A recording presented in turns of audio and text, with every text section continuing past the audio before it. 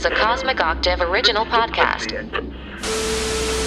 Me and Jake running down the street with a handful of comic books, kicking ass and banging chicks and drinking booze No, not and me. smoking Not weed. me. I'm Oh, married. Yeah, well, I'm married. Jake. Can't do that. Yeah. Off panel, off topic with Jake and Tyler. Episode 189, ladies and gentlemen. 187 with. That was 2 episodes ago. Where were you? I don't know. I was legitimately thinking I gotta make that joke, Do do do do. and we missed it. Do do do. This is off panel, Do-do-do-do. off topic. I'm Jake. Do-do-do-do. That's Tyler. Do do do do. Do do do. Yeah, that voice you hear is that. Do do do do. Do do do do. So we got some things to talk about. Give me the microphone first so I can bust like a bubble. Compton and Long Beach together now. You know Are you're you in done? trouble. Are you done? Trying to do the show for the fake audience that I'm looking at. Do we have audience, like, sound effect? Oh, should we have an impromptu live show? No. Fake live show? I did that song I played for you. I had trouble finding sound effect that had like clinking glasses as well as crowd noise. Most of it was just crowd noise. It's just like bar And audience. in one there was like actually like far off in the distance like a band playing, and it was like, you fuck. I'm trying to put this behind music, you fuck. How much time? A minute 35. Hey, that's pretty Minute good. 30? That's longer than it took us to realize the Well, Chiefs were going to lose last It night. hurts- it God hurt- damn. It's not as impressive when you consider 20 seconds of that's our theme song. So, I mean, Thanks a not that- lot. What? I'm just What a saying jerk. facts. You fucking what do you think of potty mouth. what do- Oh, whoa. Jesus, I'm sorry. We both- I fucking touched my We microphone. both God fucked damn it up, everybody. Oh. Like we're rookies. We're amateurs. Oh. Okay. Everything's fine. Okay. Yeah, we want to talk about the Super Bowl and all that We stuff. don't need to. Well, I do kind of want to talk about some of the trailers. I mean, the one trailer that I really liked, which was the Thunderbolts, because they're one of that really a lot I of watched that trailers. one today. I mean, I don't really have it. I have not looked at a clip of Superman just because I'm like, I don't need to see any more. I got that teaser trailer. I know we'll probably get another full-length 3-minute trailer. I opened up YouTube today and it was like, a brand new it's I don't like how I wish there was some way for them to be like, this is like actually a trailer. Like this is a not fan trailer this is or not a something. bunch of fucking clips from like The Mandalorian and The Last of Us and fucking whatever else in Gladiator 2 and clipped together Hey, to I'm make gonna it look tell you like something. it's I saw Gladiator 2 this weekend, and I enjoyed it. wow. I might even talk about it later. Long box. But I have a long box I want too. to get to that. 'Kay. But there was I'm not going to say a bigger cultural event than the Super Bowl, but it was a pretty significant one the day before. 2 days before even. For me, Tyler, I think for a lot of people, Tyler, a lot of people, millions of players around the globe. Listen, Terry. Tyler, you're not listening to me. Of course, I'm just saying In case you didn't know. it is, Do the radio voice. I don't even know the proper terminology, but it's the burden of being in The burden of proof is what they have to come up with That's for the Supreme Court. That's not what I was saying. Oh. It's the burden of living in interesting times. Uh, And we continue to live after historical events like 9/11. I'm trying January to 6th. I'm trying to keep my head buried in the sand, because if I don't, I'll just be pissed all the fucking Well, here's time. the thing, Tyler. This just isn't an American thing because America is shitty right now. But this is globally.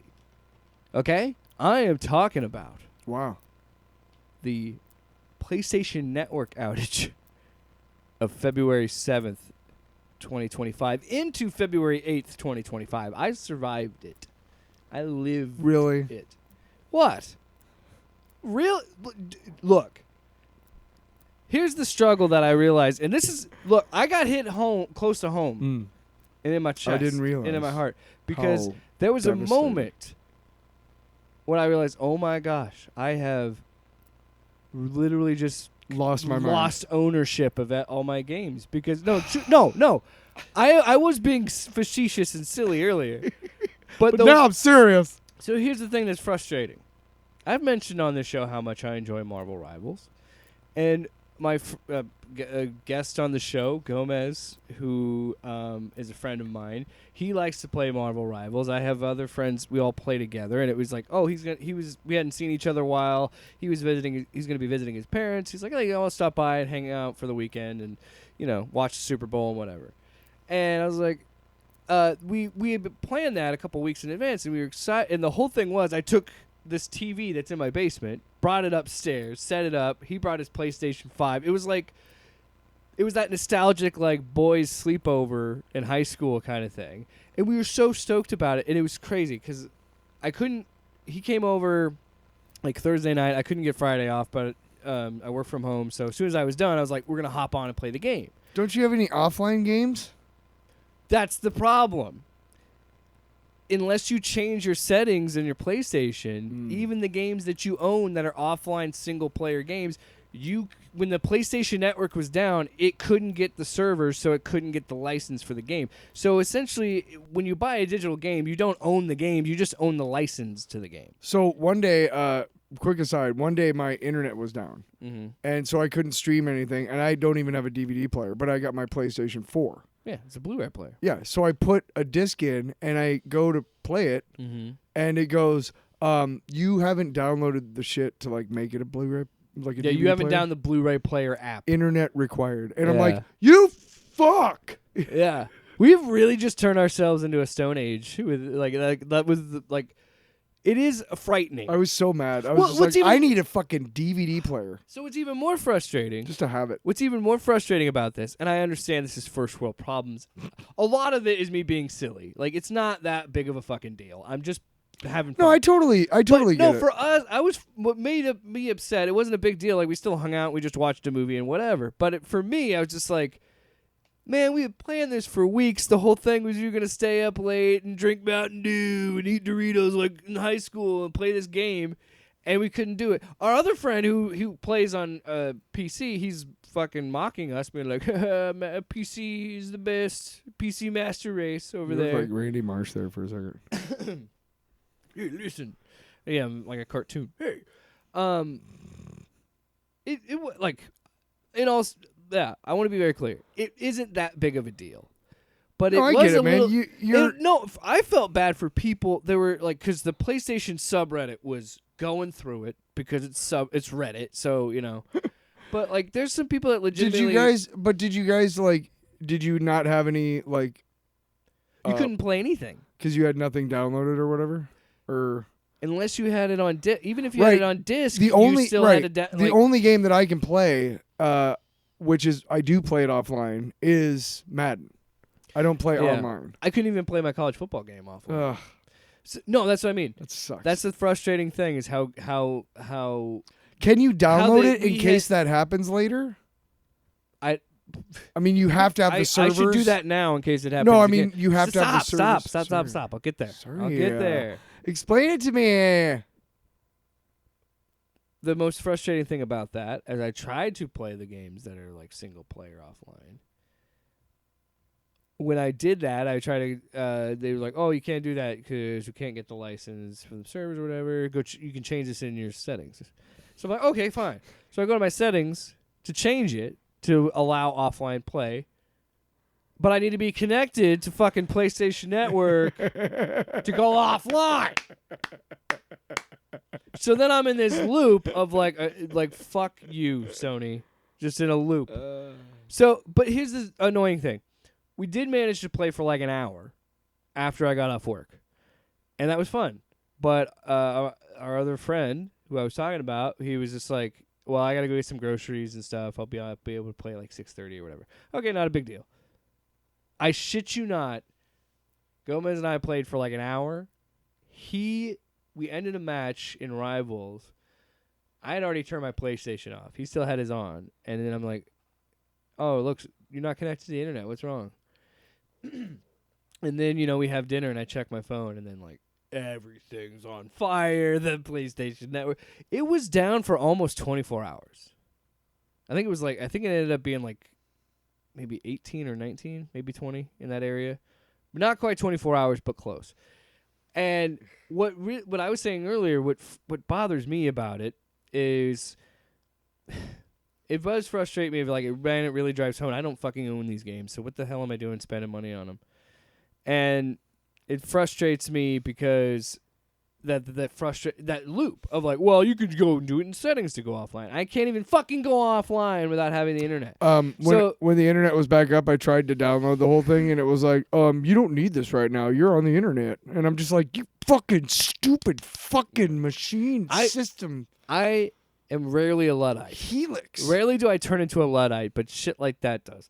And that's the other thing, too. I just convinced my friend to spend $40 on this thing that was like they had the... What a dick. It was a collection of all the Borderlands games, because I'd said I really want to get into that because the fourth one's coming out soon. I hadn't played these games in forever. Hey, he buys that, and now he can't even play that. And it just is like, it made me laugh, too. I'm ashamed for you. The best part about it was like, all right, fine. It's like, you'll figure out ways to entertain yourself. You don't need your PlayStation. But it was just funny that the subreddit had the...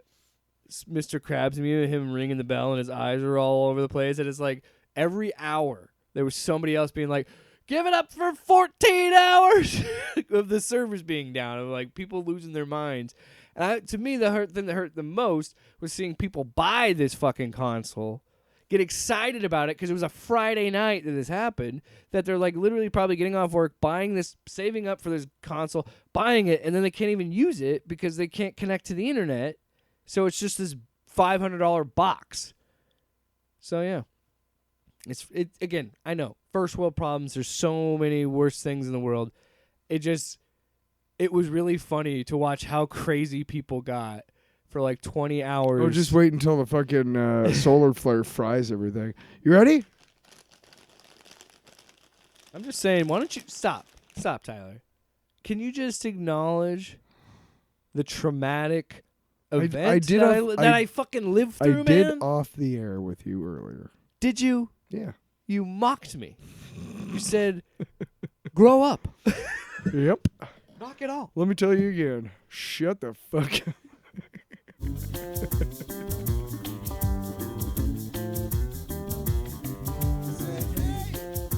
I want to dance in a cage with a bikini onto this. With body paint on. Like, you know those like little snippets in Goldmember? No. And like Austin Powers with the ladies? I want to dance like that.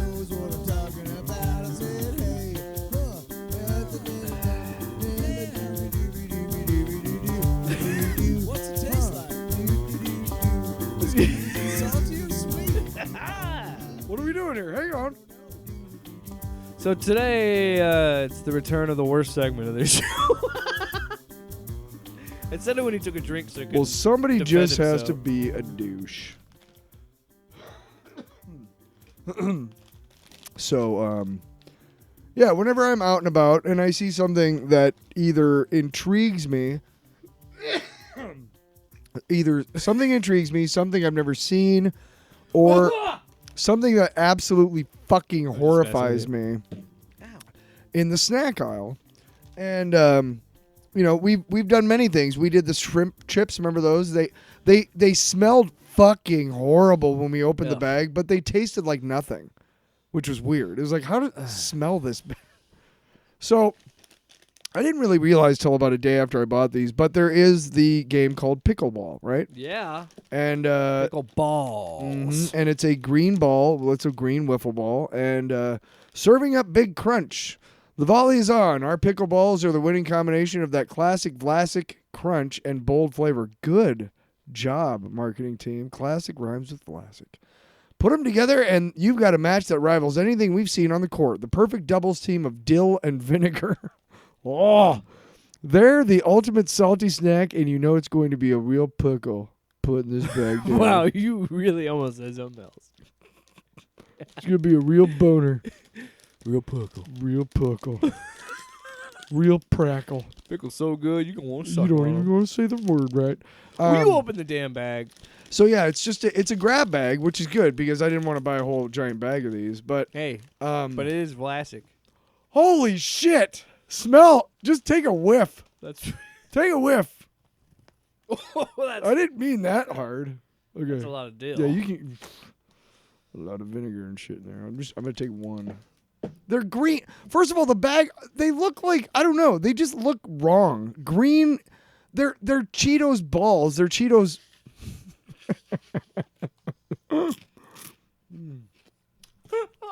You abandoned it. Yeah, I ain't paying attention. Planters cheese balls, but they're green. There you go. Because Planters in the can. Oh, I missed. I tried to get one of those. Oh, my fucking eye! I've been blinded. These fucking slap, actually. Tyler, what'd you say? I'll eat your ass. One more time. Come on, Jake. One more. Dang it. I'll eat your ass. Oh, fuck yeah, dude. I will eat some ass. I need to make some distance from what I'm about to say, so I'm saying this to make some distance. My wife would love those. If she likes dill pickle chips. somebody just crunched a bunch of these up and lined it, I'd snort that shit. I'd be snorting that shit all night. Whew. These would be fun to. These would be fun to throw in your mouth, though, like from a distance.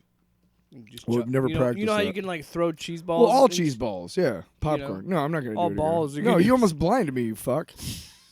Jesus Christ, man. You're just like, I'll eat your ass. yeah. Across the board. Yeah?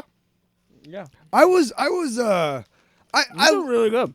I love dill pickles. I love little, the what are the little ones called?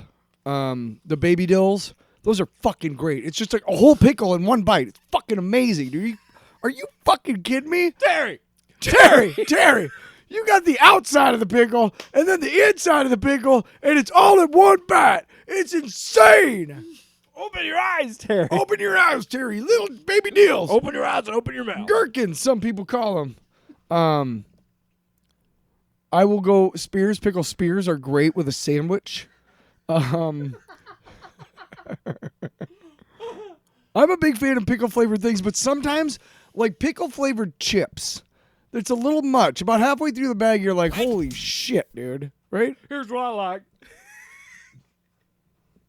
What kind of pickle you like? Baby dills. What? And pickle Spears. What? And pickle slices. What? Have you ever had the sandwich slices? Those things fucking slap, dude. You ever been to Charlie's, like the cheesesteak place in the mall? Holy fuck, man! They slice their pickles long ways. Oh, have I been to Charlie's? I could write a book about what you don't know. All right. I've been to Charlie's more than you have. Well timed, sir. All right. So what's up? What do you want to talk about this week? Well, what the pop culture moment? That's how I answer the phone on the radio. Da-da-da. What's your name? So What do you want to I call wanted him? to What do you talk- want to talk about? I want to talk about the Super Bowl. Sorry, the big game. I think we. Between the two teams. No, I mostly want Kansas City I really, really want to talk and about. Philadelphia. I understand it's the biggest game of the season, and the NFL has been more popular than it's ever been. Mm-hmm. But please stop doing these cheesy, fucking lame celebrity intros. I hate them. Less is fucking more. You didn't like Tom Cruise? Fuck you. I might have liked it if What? they didn't have a 5-minute PSA with Brad Pitt talking about how American football is because of the huddle and how we come together and we huddle and we figure out things and that makes us American. And I'm just like, in any other time, good for you. But in this time, when half the country acts the way they do, I think like it's just all propaganda. And that's what I'm saying. Like every fucking ad was talking about, hey man, life sucks, but you know what? You can fucking buy our products. And I know it's like that every fucking year. But now more than ever, I am more aware of like how all of these shitty fucking corporations work. And it's just like, and you can't have. I'm sorry. It's just like You're so fine. many PSAs about like trying to. It's like the NFL was told to desperately try and hold the fabric of this country together, like through these Well, look, shitty fucking propaganda people pieces. don't want to. People on the right do not want to admit it, but it's a fact that what happened back in the early 2000s, or maybe it was in the late 90s, the NFL or the U.S. military went to the NFL and said, "We'll pay you money to have really To show the- over patriotic, The flyovers. open, yes, big giant field length flags, all that stuff." They paid them, and the NFL was like, "Fuck yeah!" Now, I'm sorry. people don't like to hear that. Yeah, that's what I mean. People don't like to like, and if look, I don't. At this point, I hate to sound this way, but I truly mean it. I don't give a shit about a lot of these people's opinion of me. I don't give a shit about most people's opinion Well, of me. this is- and this I know is- that those people are not going to give me the fucking time of day. This is and that. I'm sorry. Yeah, this is that moment when you're gonna Stop pretending that we can be unified. We Yeah. can't. Well, I'm not gonna be One-sided- unified with fascists. I'm sorry. Exactly. One side is fascism, and I'm not. I'm sorry. I'm not. Sorry. One is allowing hey, the shit. I'm not sorry. I'm not- Fuck them. That's what annoyed me the most. You fucking came into my democratic country and you're trying to fucking make Yeah. a fucking fascist I don't- state. I don't wanna make- Fuck you, dude. Yeah. We're gonna tangle. That's all. But yeah, that's what I mean. Like, I'm so, I'm like, that's what I said. Like, I'm like, no, man, I'm not doing it anymore because. Well, the game sucked anyway, so that's why we had all that time to dwell on these shitty commercials.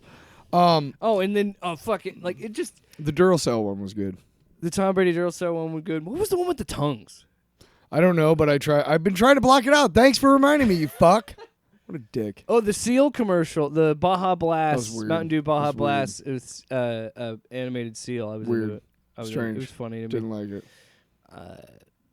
I don't know. What did you think of the Thunderbolts trailer? I thought that movie looks fun as hell. So is it the Sentry or what? It is Sentry, Okay. as far as I know. All right. On that note, as far as trailers go and stuff, it occurred to me when I watched it again today that the old guy in the Fantastic Four trailer is John Malkovich. Yeah, I noticed that. Oh, I didn't notice that until today. I forgot that he was in it. Because I saw because he's like in a brief glimpse of it, and I'm like, because I was in my head, I was like, what is he for? I And also I just forgot to bring read it up. that the guy playing the thing did almost all mocap, Do and so did the girl playing Silver Surfer. Almost all mocap, which is fine with me. Do you think the Maker is involved, gets introduced in Fantastic Four? I don't think so, because here's the thing. Because he could be a part of Doomsday. Fair. I was on Secret Wars. I was on Wikipedia today because sometimes I like to look and see if they've dropped a little hint.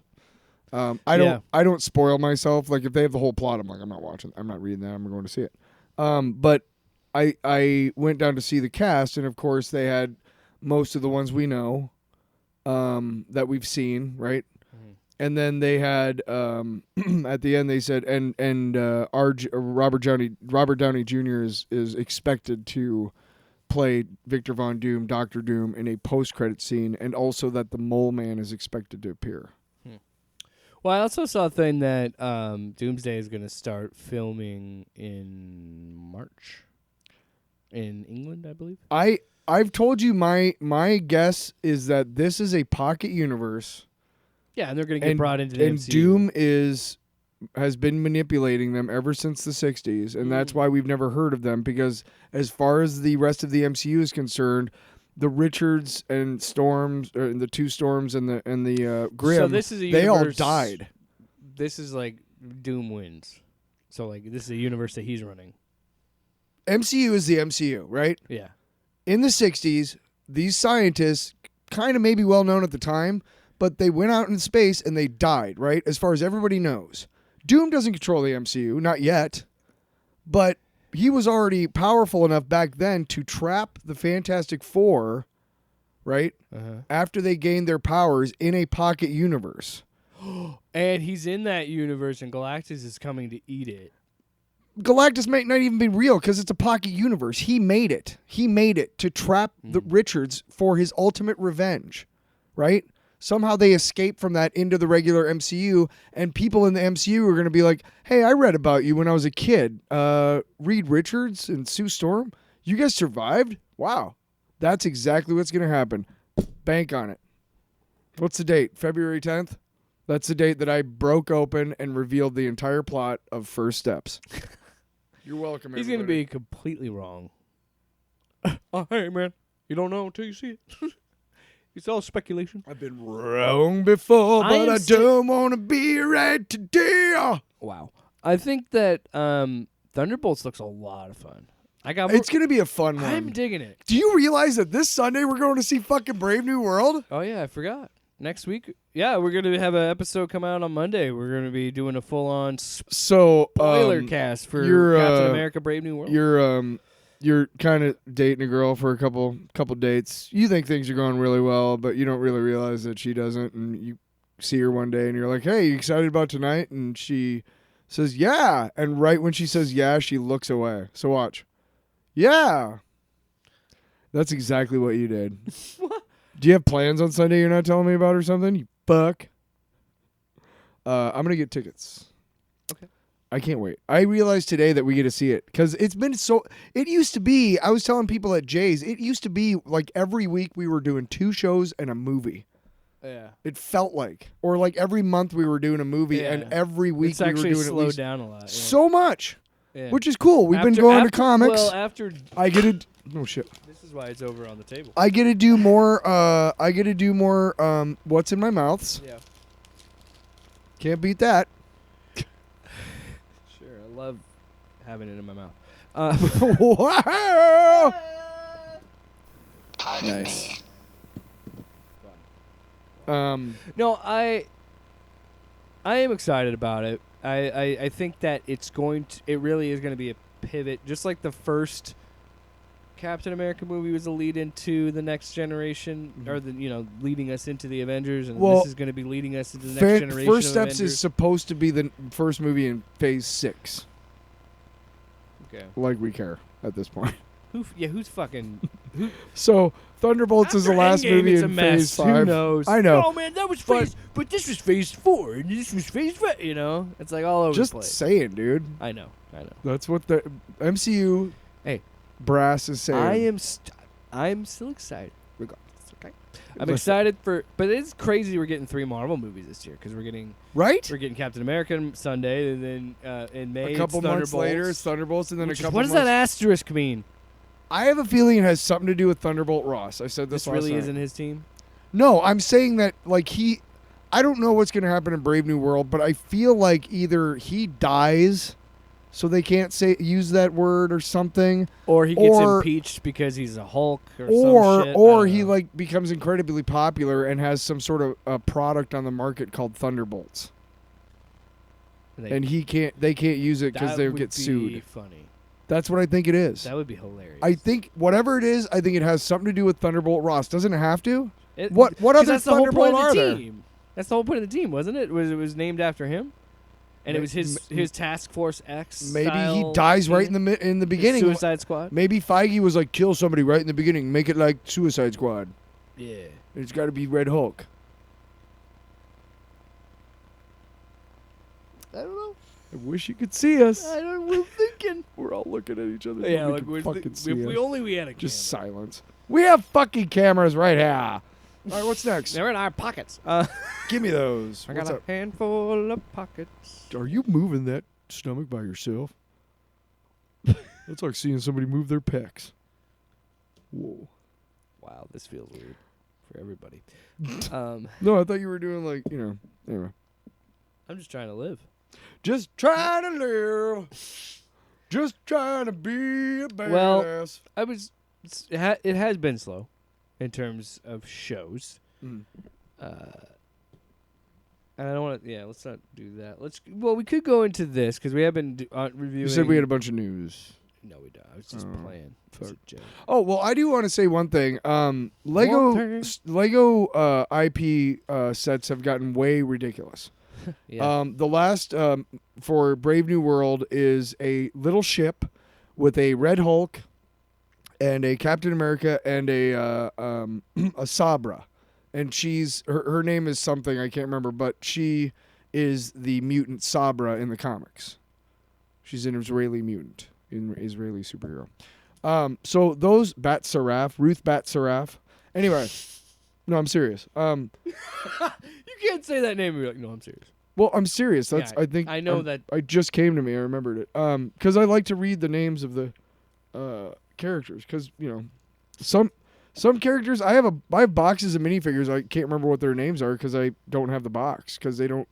Anyway, if it's like Ninjago or something. Anyway, so the newer Marvel sets that have come out this year are okay. There's one that was a Venom muscle car. Give me a fucking break. There's 3 minifigures that I already have. It is crazy how. Then they have an Iron Man versus can't remember Iron Man versus somebody, and it's a car with Iron Man, Black Panther, and like a villain. I can't remember who the villain is. It doesn't really matter. And then I mean. You're going with these sets that are like $100. Like they have a Civil War recreation set, the whole airport battle, which they had a set that came out the year the movie came out, which was better, cheaper, and more pieces, more minifigures. Yeah. And this one's $100. It's like 600 pieces. They have another fucking Iron Man fucking armory, Hall of Armor. They've come out with this like 5 times now. And every time it's more expensive and less fun. Well, and I'm sure they less shit. They probably discontinue Of course. the other ones. Right. And that but drives up that price. But I'm saying I don't need those anymore because we have those. Like they used to do like a Millennium Falcon every like couple years, like every 5 years. They did one way back, and then they did one for the Han Solo movie, and then they did another one for the new trilogy, right? Yeah. And then with the old Lando Calrissian. And then they did another one. The last one that they've done is the one for the Rebuild the Universe, the Dark Millennium Falcon, which was a really fun set. It's just like how many times can you make the same thing? Example. The same ship. Example. The Han Solo, the Solo Millennium Falcon has an extra piece in it. Remember how they have that extra piece, and that's why they have you saw the movie. It's an escape pod, right? Yeah. Also, it's white, like it's pristine white. Yeah. Then the one that they have for the new trilogy like is like more like the one we know, which is dirt and dirty. It's gray. And then the one that they have for the Dark Millennium Falcon is actually black, and all of the glass pieces are red. So it's really actually cool. It's really cool. It's like if he worked. It's a Sith. Yeah. It's a Sith Millennium Falcon. Yeah, it's really That's neat. cool. Did you watch the series? It's a really fun series. Interesting. What? The Rebuild the Galaxy series on Disney Plus. It was like a Lego thing. It was a 4-part series. Yeah. No. It's really fun. You're really fun. That's why we're doing the show. Your son would like it, I think. No, I probably. But the point is that you can get the price point has to come down. You have to give us better sets for cheaper prices. Lego's always talking about being like a beacon of light in an uncertain world and shit because we learn by building and we share, and that's how we make the world a better place. Well, do your fucking part. I know you got stockholders and shit, but give me a fucking break and tell them, hey, you know what? For the next year, all of our sets are going down $10 at least. At least. Yeah. For at least a year. Why? Because God damn it, we want kids who are probably fucking starving because of the fucking new regime's fucking bullshit policies to at least have Legos to look at while they're starving.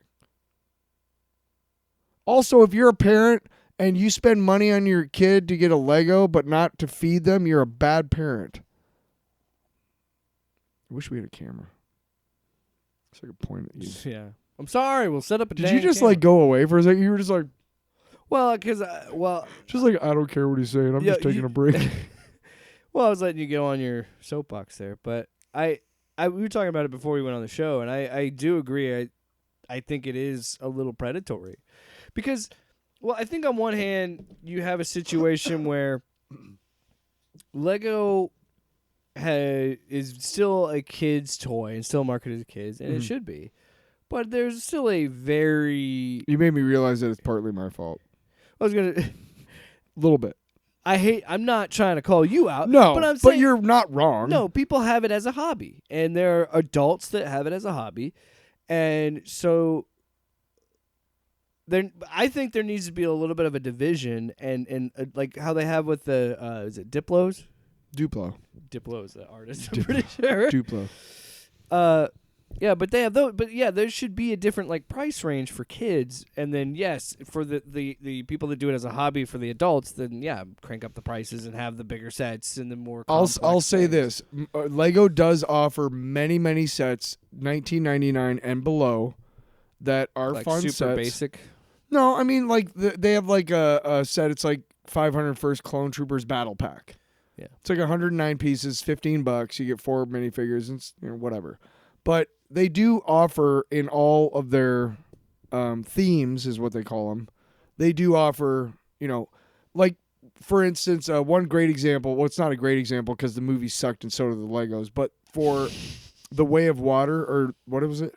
Water, Avatar. Yeah, so I think it was The Way of Water. Whatever. They had sets for that movie.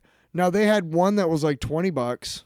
They had another one that was like 40, and then another one that was like 60, another one that was like 80, and then they had 2 really, really big ones, right?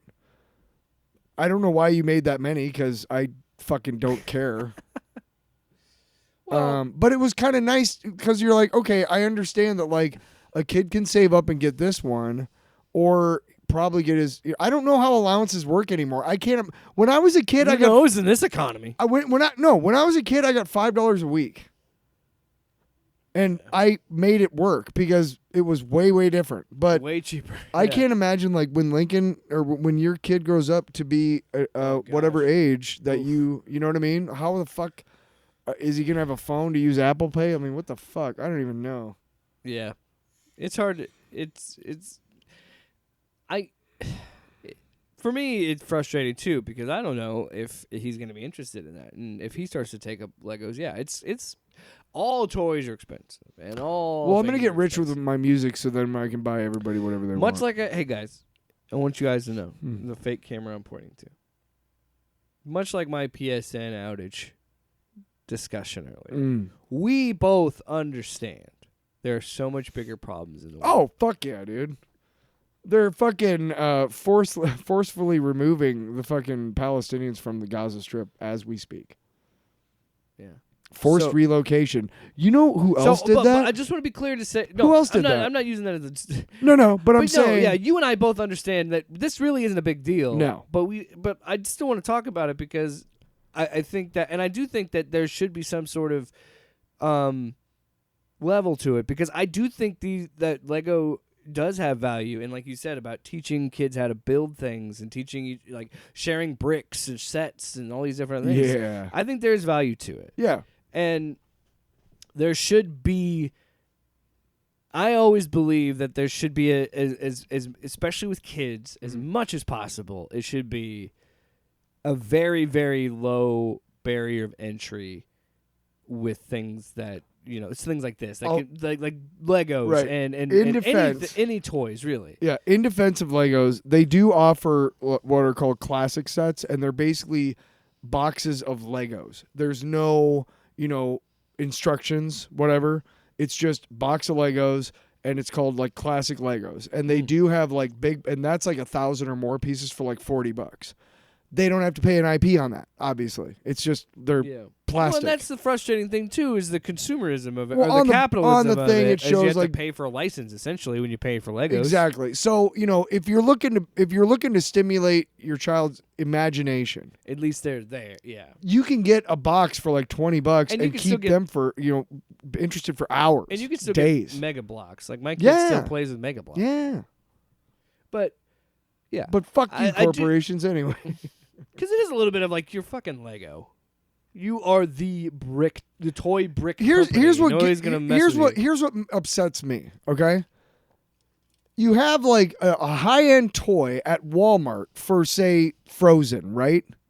Okay, a high end expensive fucking toy, $80, $100 toy, right? Yeah, And then you go to like dollar store and you can get a little tiny thing that's a washcloth for $1. Right? And then have you ever seen those? They have like a big, and it's all different. It's like Iron Man and fucking Superman and all sorts of shit. And one of them's frozen. You're like, well, how come you can, I don't understand how like you can allow Sell a world this for like $1 where like and then- kids can be like, look at the toy that I got. Look at the toy that you got. Clearly I'm better than you. Thanks a lot, society. Go fuck yourself, late stage capitalism. Yeah. All right, well, we're done. First of all, nobody listens, so we'll never get sponsored. But that will definitely never get sponsored. I'll still take a Lego sponsor. No, so funny story. Went into Jay's today, and the person in there was like, "Hey, you're the guy who posts about Legos, which I haven't done since Love and Thunder. Was the last time I did a set. Even though I still build them, and I just figured nobody's watching. So, yeah. Do you want me? Should I? You do whatever you want, bro. We'll talk about it after. But they were like, "Hey." And I showed him our channel and stuff, and I was like, it was funny because I hadn't looked at him in so long, and I hadn't done one in so long. I'm like, let me find it for you. Like, showed him where it was. It was funny. Off panel, off box. Yeah. It was fun for the 6 months that it lasted. Bring it back. What else were we going to talk about? Oh, that's right.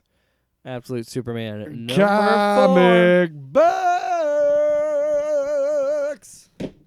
Holy fuck. Knocking over the shit. Knocking over shit left and right.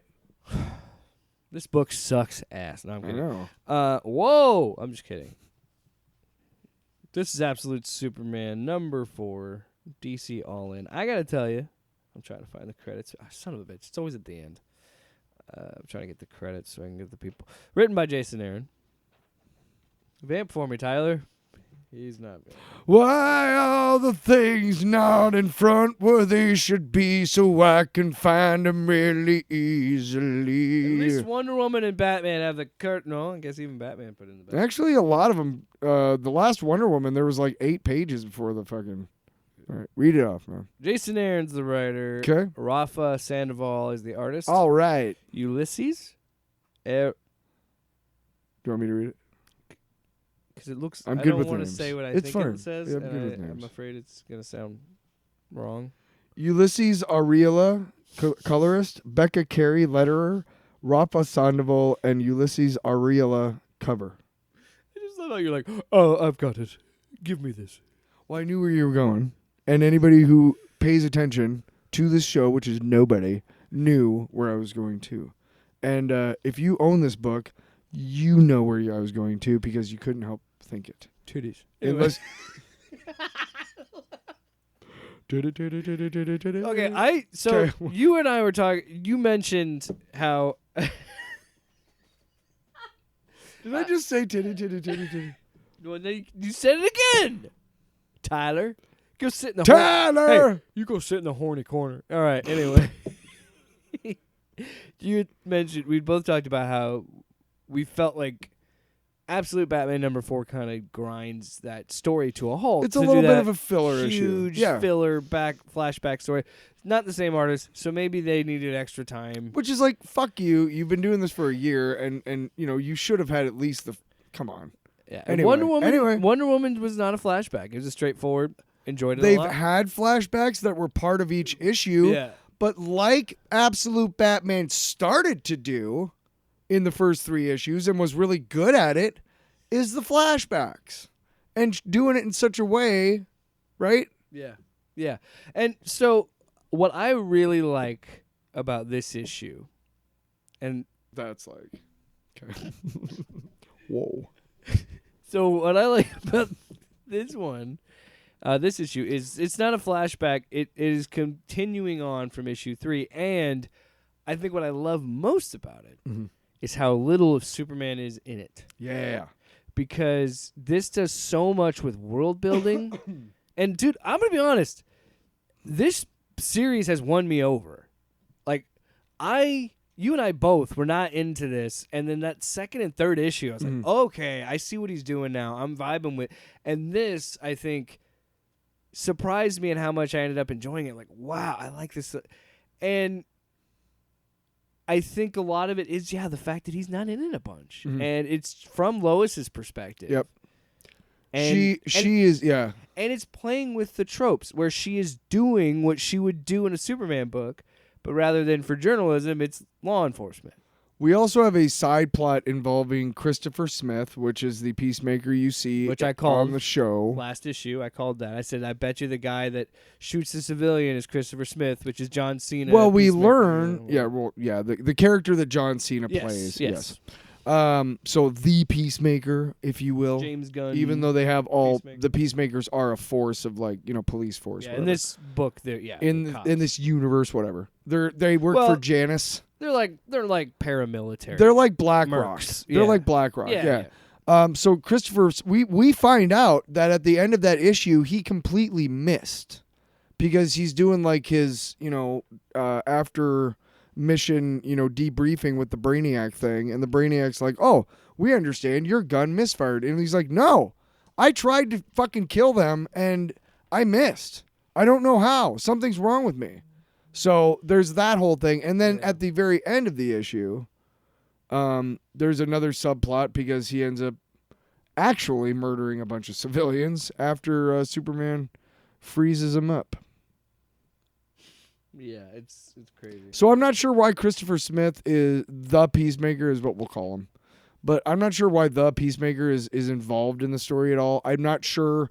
The next issue is titled Rage of the Superman. So, and we'll get to that. So this is what I love about it. So the whole episode, I do that. I think we do that every time we talk about a book. It is an episode. So this issue starts with Lois Lane saying the exact same thing to its 9-panel grid of different people from different countries. And then she sees one lady who has like a missing eye, I think, or a bandage over her eye at the very least. And she says, "Who did that to you?" And she shows up and beats the shit out of these peacemakers. Breaks one dude's fingers by taking 2 on each side and splitting it. I was like, "Jeez." And said, "You're under arrest." And then they said that then everybody has the same response. Like everybody had the same questioning. They all had the same response. They said she was chasing a storm. Like all of them were like, "Hey, like we can't wait until they kill you all." But yeah, we've been looking for him and hoping he comes back, and we all pray for the rage of the Superman. That read what she says. Yeah. Here, let me see. Yeah. It's like towards the bottom. It changes you being in his presence. You feel this now. I can tell. You sleep for many hours, yet still don't want to wake, because when you sleep, you see him. Yes. Burned into the darkness behind your eyes. Sometimes when you try and very hard, you can even feel the sizzle of his dust in the air because he doesn't have a cape. Remember, it's the dust. You were struck by lightning, Agent Lane. Now you cannot help chase the storm. It went well for him as well. After he saved me and my family at the mine, and then everybody keeps saying, and then it just says, a whisper who walks among streams screams all these. He sees all, children in cages, families clinging to rafts, grown men weeping on the factory floor. As you say, he is afraid, but not afraid of you. The Superman fears the day Lazarus will drive him to such anger he cannot help but save this world by killing you all. I pray for this. Yeah, we all pray for such a thing in every language, in every slum across the world, and it's why he has come to us now. Come to us, I know. We all want the rage of the Superman. Listen, if you don't know that that's a fucking direct correlation to our world right now. Yeah. I mean, what scared the shit out of me about what happened in November is where's the good guys coming from? There are none. That's what scares me. There's nobody to stop them. And there's people in this world, in our country, who are like, "Oh, well, there's checks and balances." No, there's not. They made it. They appointed all the judges to force that shit through. They own the Supreme Court, which is the highest law in this land. Executive orders being written at an unprecedented rate. I mean, we're not talking about, oh, it's just Republicans versus Democrats. No, this is the rise of fascism in America. Sorry. But we do get some Omega. We do start learning about the Omega Men, and we get introduced to Jimmy Olsen. I wanted to mention. I thought he was a chick for the scene first with 4 Christopher pages. Smith. I don't know if I read it that way. What do you mean? It literally says he was like, I was trying to kill them. Yeah, but it says I read it as the Brainiac saying it was a malfunction to cover it up. Yeah, but say that he can't remember it because he blacked out. He's trying to tell the computer, hey, I need help. No, I just missed. My hand was shaking, but I was trying. I was definitely trying to shoot them. He's trying to say I need help, and the Brainiac thing is trying to cover it up so that he can go back to fucking duty. Yeah. Gotcha. Yeah. But the thing is, why did he miss? That's why. Yeah. Because clearly at the end of the episode issue, he shot. I did it Somebody too. Was dead. Well, we'll get to that, but so Lois Lane is looking for the Omega Men. Because they said if you want to find Superman, go to the Omega Men. Or look for them. Because, they find her. It's a common thing. Omega Men are going after Superman. Superman. They're going they want him. Omega Man are going after Lazarus, actually. Yes. But they want, But they want Superman to join the cause, is what I was trying to get at. Yeah. They, a kid with, like a face mask and stuff shows up. Important to note, earlier in the issue, General Lane, Lois's dad, is saying, like, fucking nuke Superman into oblivion. General Lane is a he also doesn't have legs. Hawk. Yeah, and he doesn't have legs, and then he eventually walks out of his house with his Lazarus-branded robot legs. But General Lane's a douche. He says there's no point in talking to these people and reasoning and trying to reason with the Superman. He's an alien force that could rip us to shreds, nuke him. So then we have the parallel of Lois Lane meeting this person with the Omega Men who she gets the drop on, who he thinks has a drop, or they think, I don't want to spoil it. It's a Mexican standoff at a point. So they were start following talking. her, she gets the drop on him, says she doesn't know that there's another person. Fucking talking. Yeah. There's a Mexican standoff, so they start talking, and then Prime Omega shows up and fucks everything up because Primus. Superman shows up. Primus is Omega Primus. Yeah. Well, when she shows up, Jimmy is literally, we find out it's Jimmy Olsen, but we also find out that he was doing the same thing she was, because he was like, wait, no, I think I could talk to her, like, we were having a conversation, don't shoot, and, like, don't fuck, hold on. So Superman and Primus showing up at the same time really fucks it up because they were talking. The Peacemakers barge in because they know what's going on with the Omega Men fighting Lane, because they open fire, there's a whole shootout. And he's like, stop. And this is what fucking looking for me. I texted you after I read it, and this is the part that solidified me being like, fuck, yes, I'm eating up everything Jason Aaron's doing now. I totally understand what he's doing right now. What? You know the one we want. I'll eat your ass. Yeah. Oh, yeah, Jason. You're eating it up, Jason. Right? So, yeah, the panels of him you just see dust float in the air, and I didn't know how I felt about the dust instead of a cape, but that idea of, like, the dust being used to show, he's, like, you got a little whiff of the dust, you see the dust, you're like, oh, shit, he's here. And then the whoosh of him just showing up and then fighting off Primus and just pretty much just showing and being, like, looking at Lane, being like, you leave me alone. Stop following me. Stop looking for me is what he says. Stop looking for me. Yeah. I just want to talk. I have nothing to say to you. Then I'll do the talking. But please just give me a moment. And then, that's when the Peacemakers show up. And, this part. The best thing is, that's him, all right. Remember me, pal, is what Christopher Smith says, because his helmet's fucked up. And then Superman just goes, no. And then freezes them all. I love that the Peacemakers are just fucking dork tryhards that cannot do shit to him. They're security guards. They literally are just mall cops. They're just mall cops. They didn't pass the test to They're become lunatic cops. Mall cops. Yeah. With guns. And then, and then Jimmy is filming him leaving, and Primus is like, what the hell? What? Because Jimmy Olsen's like a photographer. Ho, ho, ho, ho. So the Peacemakers finally... Superman takes off, and there's no real resolution there. Superman takes off. He just says, leave me alone, stop, fuck off. And then he flies away. And then, but they finally thaw the Peacemakers, and they're like, Smith, stand down. He's like, because he's freaking out, like, let me fucking kill. Like, he's losing his shit. And they're, this is really good, too. He's like, what happened? He spit on us. And I never thought of it that way. But Superman, because he is, Superman spit us away like we were nothing, and everyone was laughing. What did I do? And he goes, oh, not much, tough guy. You just brought a storm down on all of our heads because he murdered all these civilians. Yeah, it's clearly like women and children and men. And then it says next, the Rage of Superman. So now we're going to see in issue 5, Superman just rained down on these fuckers. Hey, Scott Snyder, this is how you do it, my man. I'm not telling him how to write comic books at all. But I'm just saying, I felt like... Apologies to the artist I'm of Absolute Batman if he was given a ridiculous deadline.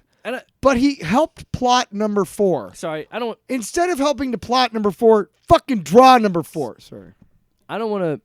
I'm just playing, by the way. I'm obviously not saying... I don't want anybody to think... I love Scott Snyder's work. I just think this and Wonder Woman were so much better than Batman because they kept the momentum and the things that kept us interested in driving that story forward. And I just don't think that issue did it. And I was saying that as a joke. Obviously, I don't want to come off as like, I have the fucking comic book vibe from The Simpsons. Like, Scott Snyder is shit. I'm not saying that. I'm just saying I'm those sure two issues were so much better, in my opinion. When we first started this, Absolute Batman to me was great, and Absolute Superman. I'm gonna stop saying Absolute, okay? We're in the absolute zone. Yeah, there you go. When we first started doing this, Batman was like, fuck yeah. Superman was like, I don't give a shit, and we hadn't yet read Wonder Woman. We read Wonder Woman, the first 2 issues, and it was like, oh, that might be my new favorite. That blew the doors off. Right. Then Superman with like 2 and 3 was like, ooh, this is really, really good, actually. And then Batman decided to take a fucking powder.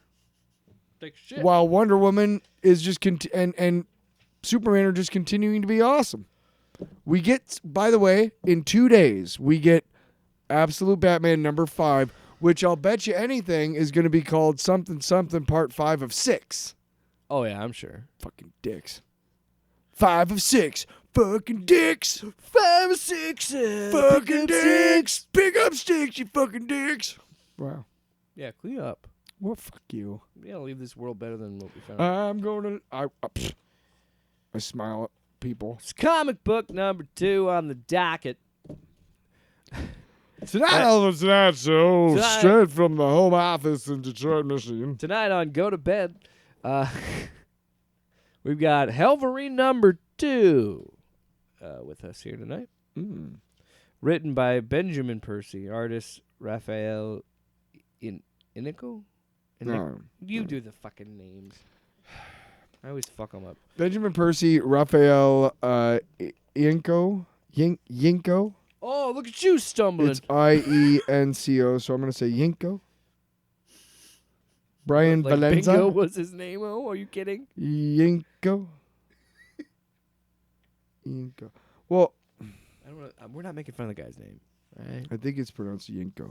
Anyway, so we get Helverine, and he is at the North Pole, and he goes to where the guy is. There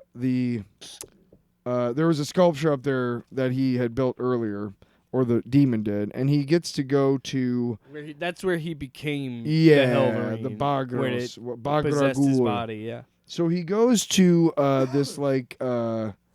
this is fucking crazy. He goes to the greenhouse because he's been brought there by something, and there's these people who have powers... Yeah, they're mutants. Yeah. Because this is like right. post-Krakoa thing. Post-Krakoa, right. Oh, yeah. Duh, I forget that Dakin is a mutant. But he's trying to help these people, and they end up telling what happened, and it was like So a bunch of mutants go there because that was like a safe haven when like Krakoa was... Because this is post-Krakoa's heyday. They got to his burial site, yeah. And the burial site is where he became the Helverine, and it brought him back here to show him this giant sculpture, which was also excuse me, where he finds this woman's dead body with a giant hole in her chest, and she's like scaly and got fangs and this like clearly like monster looking thing. And so she got they were out hunting, because they've been staying there for a while and hunting game there and just living off the land. And she found this where this gravesite was. Yeah. And it like had all this hellfire energy, and it like sucked her in and got her infected with something. Yeah. Essentially. And she second and third degree burns. Sometimes she sounded like herself. Sometimes she didn't. Her voice dropping to a raw bass. She like pukes out like bugs and shit. So she's clearly possessed by some sort of demonic thing. So she bites some of the other mutants, and then Evan, the one dude just blows a fucking hole in has fire powers, shoots a hole through her chest, and that's how she has the chest cavity. And then Dakin's like, okay, take me there because I made a promise to Strange. I got to take care of this. And as they're getting to the portal, we find out that Bagra Ghul was the one that created this kind of portal to hell, essentially. And Dakin was about to kill Evan because Bagra Ghul wanted him to, but he fought it off and like spit his like hellfire onto the shrine, and it breaks. And like, what happened exactly? Because I could like get to the end. Well, he goes to the shrine, and there's a mutant that's been infected that tries to because the other mutants were infected with the shit. So when she bit them, that to kill infected them with the demonic energy or whatever. He has to kill them, and then entity. And so that he fights off off the urge of Bagra Ghul and saves Evan, but Evan still gets sucked into the hellfire when it collapses and dies anyway. And as he's mourning with that, Doctor Strange shows up and's like, "Hey, I got the next issue," because he also wanted to know why Dakin was still trying to figure out why it was mutants, because it was this demonic entity was only targeting mutants, and then like the end of the issue is like it's. Doctor Strange says, like, I'm afraid you're just getting started. I've been doing some research of some very old, very dangerous magic that's loose in the world now, the magic of hell, and it's after mutant kind. To be continued. Hellfire Club? Akihiro confronts the spirits of the dead at his birthplace in Japan. Helverine is caught between two worlds, and only the combined will of Akihiro and Bagra Ghul will cut through the hellspawn in their way. Are we going to get Helverine fighting ninjas? I don't know what they are. Ghosts? Ghosts. They're ghosts. They're ghosts from the Britain land. They're here to eat your tea and crumpets. I gotta say, I am really vibing with this series. I'm surprised how fun this series has been. The series is, what does it say? Does it say mature readers up there at the top or anything? It does say parental advisory on it. It's very graphic. Yeah, it's very graphic, very horror, but in a vibes, and I like that a lot. You have to do it in such a way that it's like I know it's horrible, but artistically pleasing. I only like violence when it's artistic. No, but you know what I mean. That's what I'm. The art is fantastic. It's pretty good. There's times when it's like, but it's gritty. More often than not, and grimy. And more often than not, I like it. What I like about it, and what I like about you. No, and I really like that Benjamin Percy he's always been really good at writing crazy, gory, action. Yeah, I wonder what's gonna happen. Stories, and so to have it be a little bit more on the horror aesthetic of it, and I wonder if it's an ongoing or if it's a 5-issue thing, because I don't know how long you can run that. I don't. It's a series. I think it's going to be a 5 issue, because that's what their limited series have been lately. Yeah. So yeah, good. I dug it. I think we saved that one for next week. Oh, we actually finally got to see. Like, we saw definitely more of him as the Helverine, or we saw more of him as Dakin. Yeah. But we got to see Akihiro. We got less. It wasn't as and what I liked so much more about this issue versus the first issue is it doesn't do all the heavy lifting of his backstory and just says, okay, we've done all that, so now this is where we're at, and we're just gonna go. And most of it is actually narrated by him. And I love how they do kind of like a spin on the penance stare when he gets the backstory of what happened. I dug that a lot too, and I like playing with the mythos of Ghost Rider. I know that I've been giving Marvel shit because they've been doing it too much, and we'll talk about a different book like Rocket Raccoon, Dr. Doom and Rocket Raccoon. Let's save that one for next week. Or the fucking Luke Cage book, which we're not gonna read. I gave him shit, but this just works for me. When you think of what would Jake like, it's Wolverine adjacent. It's not quite Wolverine, but it's a son of Wolverine. It's a Ghost Rider story. It's a horror story. It's this crazy action gore.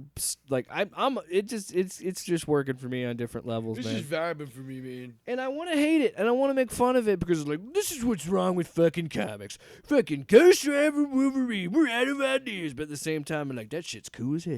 It's pretty fucking Because cool. you know what? I still like the idea that his flames are a cowl. It's stupid, but I love it. Great. Speaking of stupid and loving it, we have a little time. You want to wrap up with a quickie of long box? I figured we'd do a long box each and get out of here. Sure. Do you want to go first or me? Yeah, you fuck. Wow. Wow. My long box is you. Wow, that's really nice. That's my song to my lady. That's my song to my lady. My long box is you. My long box is you. My long box is you. My box is you. Oh, playing a piano that isn't really there is a lot of fun. Now we're gonna pretend. What are we doing? I was looking for my You don't keyboard. have a fucking. It's right there. It's too late. It's not in the books. Look, the great thing about tables is you can pantomime a piano on anyone. It's fun. I do it all the time. Elton John. If an Elton John song is on, I'm doing the this. best movie representation of that is John Candy in Planes, Trains, Automobiles, where he's doing "Mess Around" by Ray Charles, and he ends up going the wrong way. Mess around. Good shit. So Good shit. I got Netflix Nuh-uh. in December for the NFL games because I needed to watch those games. Sure did. And did I? I don't know, but I don't remember. I just needed it. I don't, yeah. I Well, needed I had it's Christmas Day, right? I got the day off, obviously, so fucking a lot of days off. Be honest, but Shit, now it's stuck in my head. thanks, man. Netflix. I have Netflix, and Get your ass to Mars. I really don't. Maybe use it. Yeah, sure. Now this is the plan. Too long. Get your ass to Mars. Fuck. So I go. I generally watch stuff that I've watched a lot. I don't generally go to like, oh, I'm going to go to Hulu or I'm going to go to Disney Plus and just look around and see stuff. I generally don't because I don't really want to start something new. I'm old, so I like kind of stick with the stuff that I like. But I go to Netflix just to see some stuff, just see what's over there. And the first thing that comes up is take a little peek. well, I mean, I have an account. I'm paying for it, right? And the first thing I see is this movie called Saturday Night, which is a Jason Reitman movie. Yeah, I heard about that. And when I first saw the previews for it, I was jazzed as fuck because it looked really fucking cool. Back in the day, when I want to say the early 2000s, there was a book that came out called Live from New York, and it's an oral history of the Saturday Night Live experience. They talk to everybody, people who have never been invited back as a guest host, people who wrote in the 70s and then never wrote anything again. They talk to everybody and they get everybody's opinion about everything and everybody's perspective. And you kind of get your own, from listening to all the stories, you kind of determine what you really think happened and stuff, because everybody's got, everybody's got Paul Schaefer saw it one way, Gilda Radner saw it another way, you know what I mean? You're like, yeah, Paul and Gilda, yeah, sure, our man, friends, whatever. people that we know. All right, if it makes you happy. So, I overall I would give it a B plus. Ooh.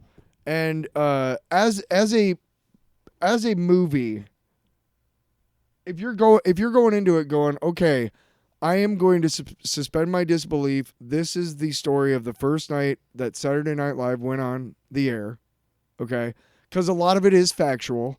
The reason why they got that slot was because Carson was in a contract dispute to play his reruns on Saturday night, late night. And so they gave him this opportunity to be like, hey, Carson, we don't give a shit. We'll just put something else there. They were doing it to make Carson give up his contract dispute. Mm-hmm. They had no intention of running with the show whatsoever. And that is true. Dick Ebersol from NBC was championing it, but Willem Dafoe plays like the big NBC studio head, and he's fucking great. I mean, he's great in everything. He's fucking great in everything. The guy who plays Chevy Chase is fantastic. Looks, sounds like him. Is it no? Almost everybody's a no name. I couldn't I was tell gonna you. say it was Joel McHale, but that was in No. that was that was the National Lampoon's movie. Yeah. Can't remember the name of it. Because you're a liar. You're like, all right. David Wan did it. It was the Wet Hot American Summer guy did it. Oh, I have no God, clue. it's gonna bother me because. All right, well, why don't you Google it while I'm silly talking? name. That's too much work. No, so I was really interested in seeing it, and I'm kind of biased because I know a lot of the behind the scenes stories because I read that book, and it's like 1,000 pages. It's a lot of shit to take in, and I've read it more than twice. So there's a lot of stuff that happens on the first night, if you will, that doesn't happen on the first night. In the movie, it does, but it's a great way to showcase stories from behind the scenes of Saturday Night Live throughout that first 5 years when they had no fucking clue what they were doing, that show like, oh, this is how crazy it was, right? Mm-hmm. There's a moment where George Carlin, like, he's done too much coke and he has lockjaw. And Dan Aykroyd runs in there and gives him fucking, massages his jaw so that he can open his fucking jaw, which is it's a real thing. Mm-hmm. You do too much coke and you can't open your jaw. It's not real lockjaw, but that's what they call it. There's fights between Chevy Chase and John Belushi. I heard about that and Bill Murray. The fights between Bill Murray is not in it because he did not join the cast till 76. Chevy Chase was only on for 1 year. So this is just the as one. As soon as he gets done with that 1 year, before even the first couple episodes, people were already talking to him about jumping ship to movies, to Hollywood, and that's what you do. That's what you did back then. You know what I mean? Yeah. So it was always a springboard at movies. Well, no. Or that's for some people. If you're an entertainer, Hollywood is like the golden goose. That's the end of the line. Yeah, like, you've made it. But I'm saying like some of the, like, Eddie Murphy, Adam Sandler, like that's Will way Ferrell. Later, yeah. Well, I mean, they started with this is way before any of that. Yeah. They're telling. So time out. Bunch of shitheads telling Chevy Chase to leave the ensemble so that he can be popular on his own. It's some agent who's like, "There's so much more money, Chevy." Exactly. Quick question. So I must have missed it. Did you say it was like this, like the first year of SNL? It's the first night. Just the first night. The movie is the first night. It was all building to the first ever episode. It's supposed to be a like a real time movie. So you start at like 9:30. Oh, gotcha. And the show goes on at 11. So it's like 90 minutes, and that's what's happening in that 90 minutes, basically, that they have. Oh, that's interesting. Yeah, no, the book that I read was from 75 all the way up to 2000 or 95, whatever. I know that they were, it had to have been after Will Ferrell because that stuff was all in there. So I want to say it was early 2000s or late 2000s, 2007, 2008, something like that. Anyway, it doesn't matter. Point is that as somebody who knows a lot of behind the scenes stories, it's like, okay, well, I know that didn't happen that first night, whatever. There were a lot of moments where something was happening and they were showing like a moment in history, like a Saturday Night Live historical moment, and they're showing it, and then they turn the camera around and they're showing the people, the writers and Lorne Michaels and whatever, watching it, and they have like these looks of like, like, wow, I can't believe I'm watching this type shit. I don't need that. Mm-hmm. I'm already got that expression on, like, wow, this is cool. You don't need to show me that Rosie Schuster and fucking Lorne Michaels and Michael fucking Donahue were like, we might have something here. I don't need to fucking see that, okay? I don't need to see it. But it's so cliche. We've seen it. All the no-names who play in it are great. Again, the only one I didn't like was the guy who played Belushi. I thought there was some moments. They kind of tried to make Belushi like this big fucking, and it's, I don't know. The longer I get away from it, I realize that Belushi just pissed his life away. I mean, I'm sorry, but he did. I mean, as harshful as it sounds, you could say, or hurtful as it sounds, you could say the same about Farley, and it sucks, but he should have gotten clean. As somebody who's dealt with people, I dealt with a girlfriend who never stopped drinking, and I finally had to protect my mental health and get out of it. Because I, as a recovering alcoholic, know that until you want to, you can sit and cajole and beg them as much as you want, whatever. Anyway. Yeah. Point they is, have to make the change. all the no-name actors in it were really good. The guy who was in New Girl, Lamont. Oh, yeah. He played Garrett Morris, and he was pretty good. Oh, yeah. There's a really funny part where the band, there's like 4 bands playing the first night, and one of the band members gives Garrett Morris like a vial of Coke. And he's like, it's medical grade. And he's walking through the halls later on in the show, and John Belushi's walking by, and he's like, hey, how you doing? He's like, oh, not bad. And he's like, oh, look what the band gave me. And he's like, it's medical grade. And Belushi takes it from him, opens the cap, snorts all of it, and goes, yep, definitely medical grade. And Garrett Morris is like, what the fuck? It's gone, Mm-hmm. It's interesting to see how they put something like that on with nobody. Every time they ask him, like, what's this show? He's like, I don't really, like, he doesn't really know. So he'll just say, you got to watch and find out, Yeah. The guy who played Lorne Michaels was pretty good. He didn't do like a, hey, You didn't do the Dr. Evil? You've seen like plenty of people do a Lorne Michaels and impression. Mike Myers has said Dr. Evil is his impersonation Sure, of Lorne Michaels. It's obviously exaggerated. Yeah, but right, but very funny. You do hear that voice sometimes with the guy who does it, who plays him, but it's more just like his Canadian accent, kind of. So again, nobody's really doing a caricature, which I liked. Mm-hmm. Because it could have turned into that. Yeah. The guy who plays Andy Kaufman and Jim Henson, which is great because Henson, they keep giving him these pages for his Muppets that are just awfully like raunchy and like sexual and drug filled, and he's like, Lauren, that's not what I'm about, Lauren. Really good movie. Again, being a fan of it and knowing all those backstories and knowing that that's not exactly how it happened, that's my douchebag, like, actually self, Other than that, it's a great fucking movie. I really liked it. It was good. Definitely worth your time. I'm not seeing it now. I'm just kidding. Yeah, you gonna watch The Wire too? Whoa. Fuck face. Ouch. Fuck face. People you love most will hurt you. People you love the most will be the biggest dicks. We were listening to it. My audio. Hey, fucker. My Wow. long box quickie is that wasn't quick. It was like 15 minutes. I'm sorry, I liked it. I liked it, so I wanted to talk about it. I liked it. You do however long you want, big guy. That's what she said. What? So my long box is As long as you need. Borderlands, the franchise in general, but because I do want to do a video or something on this one day. But this is a franchise. It's Monday, not one day. I don't know where you. Tyler. Anyway. Yeah, I talked your whole long box. I talked when it was important, and I had questions. You just beat a jerk. You just beat a dick. So Borderlands is a series that I actually have been... I played the first game when it came out in 2009.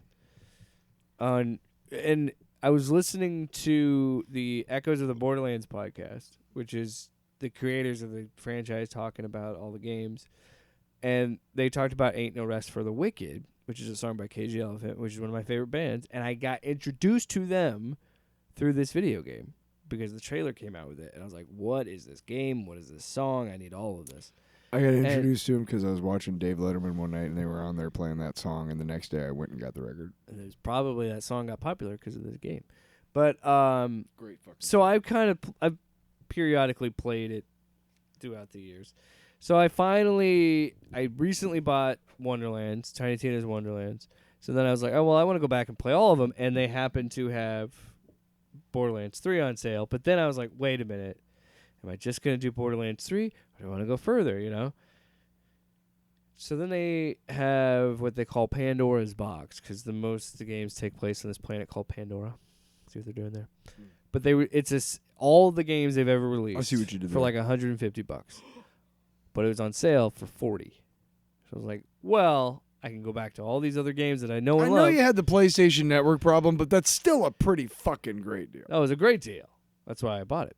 I've just been going back and playing through these games, and because they're one of the few games that have couch co-op, so I can play with my wife, or I can have a friend come over and play or whatever.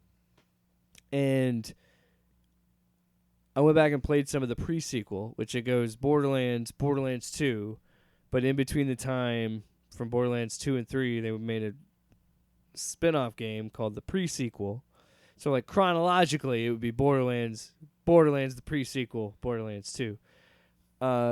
Essentially, That's just irritating. pre-sequel is fun though. I enjoy it a lot. I enjoy this game a lot too, and I was listening to that podcast and they talked about it was blending RPGs and shooters and what they can do, and it really did like spawn this whole looter shooter genre of video games. Looter shooter. Where it was like, oh, you go and you kill this big boss, and like it has existed in other genres, but like this was the first shooter to really go for it and do it and do like tutor. do like raid bosses and shit like that. So, regardless, but Gomez was over this weekend. He had never played that franchise, and he wants a game that like him and I can play together and quest through and just build our characters and do all this. And my wife was able to play with us, so the three of us were able to play, the two of us on one screen. It was like, it gave me those like nostalgic moments of when I used to play that game back in the day, and then just like having it here and now. Just bags of Doritos and bottles of Mountain Dew. Yeah. And the cool thing about it is, Drinking too, right from the 2-liter. it did have a shitty movie that came out that I might review at some point. Did you ever watch it? No. I'm afraid to. We should. He kept Gomez was like, maybe we should watch it. I'm like, look, I'm just introducing you to this franchise that I really like. You know what? I'm trying to convince, like, hey man, there's a lot of cool shit here. Don't think about that shitty movie. If I was you, I would have been like, Tyler tried to show me Blues Brothers one time, and it didn't work out. Let's not do that to each other. I will watch it for content, but I would have to call up my buddy Sparks and have him on the show too, because he is also a big fan of the franchise, and we would do runs together and stuff. And Did he like the movie? No, he did not. It was not good. Fans of the games were not fans of the movie. All you really need to do is watch the Honest trailer. Dude, It's great. well, the first trailer that I saw of it, I thought, You know what I'm talking about, right? Honest Yeah. trailers, yeah. well, the first thing, and I think we've talked about it on the show. The first thing I thought when I saw that trailer was like, this is not fucking Borderlands. And I did realize I want to do a video and just kind of talk about falling back in love with that franchise and just going through those games and just remembering how fun Falling those back games. in love with Borderlands. And it is, and dude, it is so. It is. It. I told you before we started recording. We talked about like, simple doesn't mean bad. Some of the best things are simple, and this game has a very simple gameplay loop. You shoot, you loot. You shoot, you loot. Wait, sorry.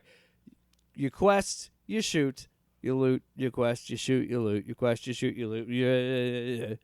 You beat the game, you Is max this one out. of those shows where you have to grind and shit? Yes, but unlike other games that have the shooting and looting mechanic, I don't think this game wastes. You level rather quickly. I think you get really good gear at a pretty good pace, and the grind isn't as bad. And when you do get a gun, you like a really good solid gun that works for your build, you kind of stick with it for a while, and you don't really think about the grinding. Yeah. I don't mind a game that Hey! I appreciate a game that yes has progression and grinding, but doesn't insult my time. Oh, yeah. Where it's like it's believable and fun, and I actually feel like I'm progressing throughout the game. So I feel like yeah, I feel like love the franchise. a game that I'm playing. Like if I wanna grind for an hour or two, right? I better level up a couple times. You know what I mean? Like I do not want to do that every day and like level up after a week. Fuck that noise. I am not doing that. Also, shit. all this to say, I think Borderlands 4 is supposed to come out this year. Do you remember? So I'm did excited for that. you ever read about the guy? What was the Worlds of Warcraft? World of Warcraft. There's a guy or maybe I'm remembering it from the South Park episode, but I think I read somewhere about a guy who. He did an interview like a couple He years did ago. nothing but grind with like these Yeah. 5x point like rats. He did an interview, I think, for PC Gamer. for like a year Yeah. straight every hour. Somebody and he got like to the highest level just doing that. Yeah, I think it was PC Gamer. Okay. Tracked him down and interviewed him for their YouTube channel, and yeah, he's real. That is a real dude. That's fucking great. And then Why not? It went even further than the episode because in the game he was making people pledge to him and be a part of his cult. And then he would be like, if you join my cult and you pledge to me and join my cult, I won't kill you. And then he would still fucking kill him anyway. Why? Because it's funny, but it's also like, fuck that guy. But as far as I hate know, when people do it to me, as though. far as I know, Griefing sucks. I think that's the guy who. He was part of the inspiration for that Right. episode. Yeah. I think maybe that's where I heard it was reading about and that. Maybe that I don't guy know. is based on a real programmer. Yeah. And him. And then the son of the guy that does that is also a game developer because he actually worked at Blizzard. Mm. The guy that's like sitting there typing on the computer, that's a real dude. His son is a fucking Twitch streamer. Ugh. And he's actually really good because he's like an actual reasonably smart dude. And he's also a game developer and he has his own games. And it's just funny. And he plays World of Warcraft still. And it's like, that's even mind boggling to me. That game's been going on for 20 plus years. Fucking crazy. But, in fucking I'm excited sanity. for Borderlands 4. And with that, there's the door on episode 189. Fuck, that doesn't rhyme. 4-door? No, 189 doesn't rhyme with 4-door. Shit, you're right. Off panel, off topic with Jake and Tyler.